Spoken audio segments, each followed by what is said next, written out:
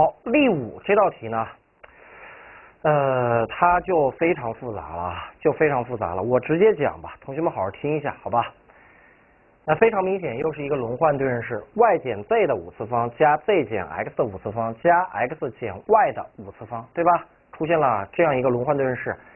那么我们上来呢，还是先猜啊，大家感觉怎么才能让这个玩意儿等于0呢？还是先用因式定理，对吧？当 x y z 之间满足一个什么样的关系的时候，我们能让这个式子等于0？那是不是还是 x 等于 y 等于 z 啊？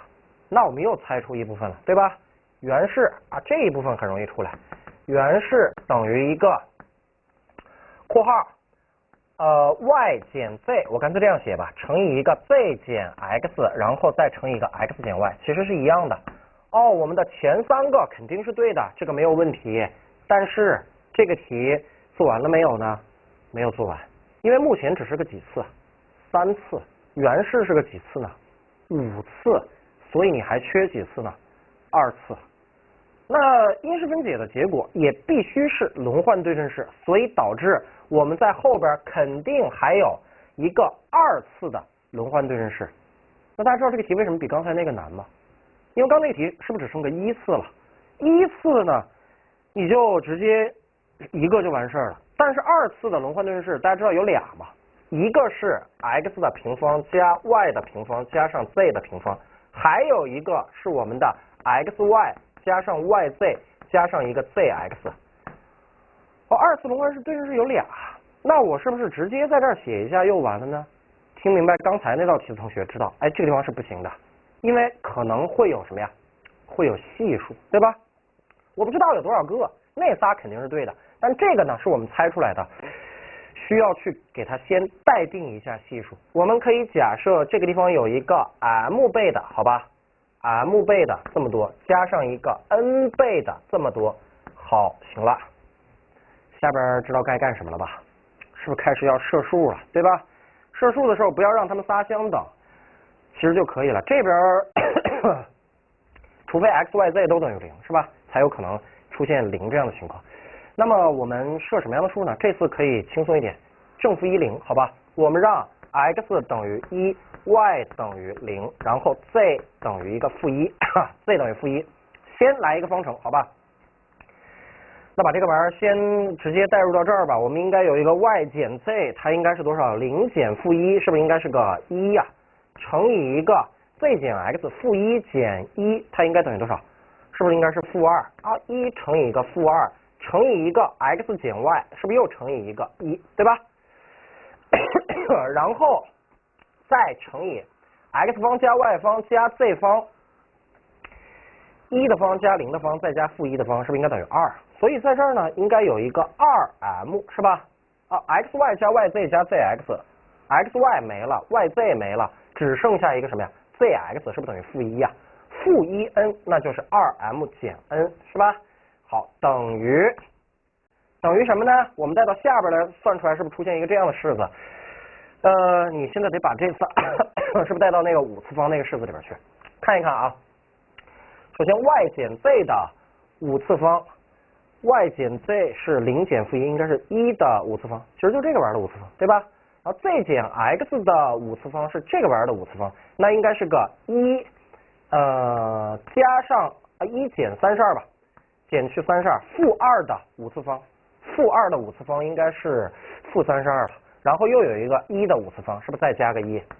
那就等于多少呢？等于负30，是吧？等于负30。把这个式子来整理一下，我们应该有一个负2倍的 2m 减 n 等于一个负30。其实你可以得到一个 2m 减 n 应该等于15吧。好，出来第一个方程啊 ，2m 减 n 等于15，我记在这儿啊 ，2m 减 n 等于一个15。能把这个 n 的值算出来吗？不能吧。所以设了一组数，它只能得出一个方程。我们这儿待定了2个未知数 mn， 你必须得设几组数才行呢？2组。2组，那我们再来一组，我们换一下，我们不要10负1了，我们来个210，好吧？我们来个 x 等于2 y 等于1，z 等于0，换一组。那还是往里带呗。首先 y 减 z 还等于1，z 减 x 还等于-x 减 y 是不是还等于还等于1啊？好，这一部分 x 方加 y 方加 z 方，4加1再加个0就是5吧，5m 是吧？5m 这边呢有 xy、yz、zx， 他们俩和他们俩一乘都没有了，他们俩一乘应该是个2，对吧？那应该是加 2n 啊，加 2n 等于，好，再把这仨带到我们那个里边去。有没有发现其实还是它的5次方加它的5次方加它的5次方？我们刚算过了，是不是还是-30，对吧？这个东西还等于-30，整理一下，那应该是-2倍的5m 加 2n 等于一个-30，导致我们的5m 加 2n 应该等于一个-30除以-2，是不是还等于15，对吧？还等于15。然后马上我们的 mn 就要出来了，好，现在呢开始解这个二元一次方程组。我觉得应该把1式扩大2倍和它做一个加法，对吧？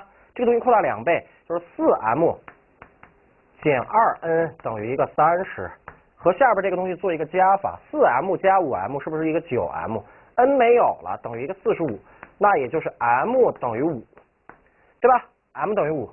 那2m 就是10减一个数等于15，是不是得减-5啊 ？n 等于-5啊 ，n 等于一个-5。终于把我们的 mn 解出来了，是吧？那因式分解的结果呢，就也快要搞定了啊，也快要搞定了。开始，我们把 mn 的值是不是得带进去啊？那应该等于一个 y 减 z，z 减 x，x 减 y。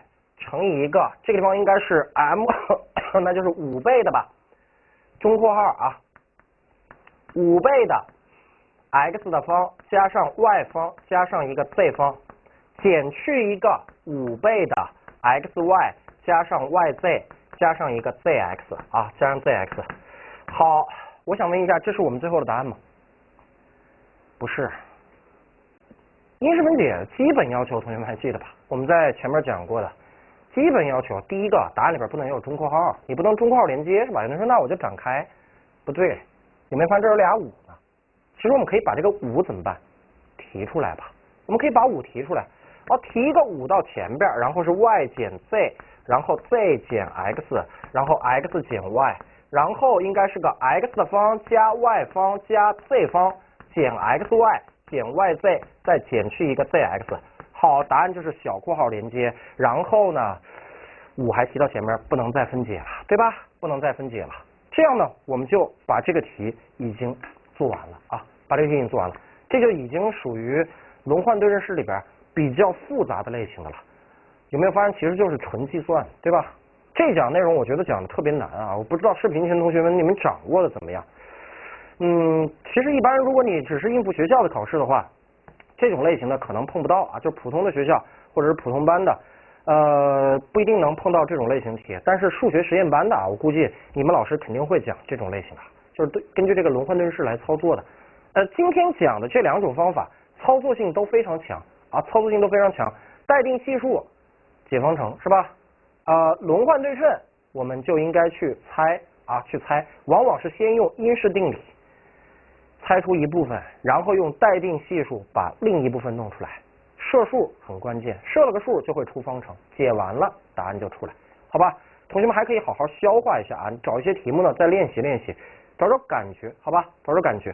好，那么因式分解这一部分啊，我们讲了这么多讲啊，终于把这个里边常用的方法全部给同学们讲完了。我觉得因式分解非常重要啊，它对于我们后边学很多东西都非常关键啊，包括你高中的时候，其实还是要用这个因式分解的，很多代数式、恒等变形都要用因式分解。同学们呢，还是尽量多练习一下，最起码前面讲的那一部分基本方法你一定要掌握，好吧？那信超哥得满分，同学们，我们下一讲再见。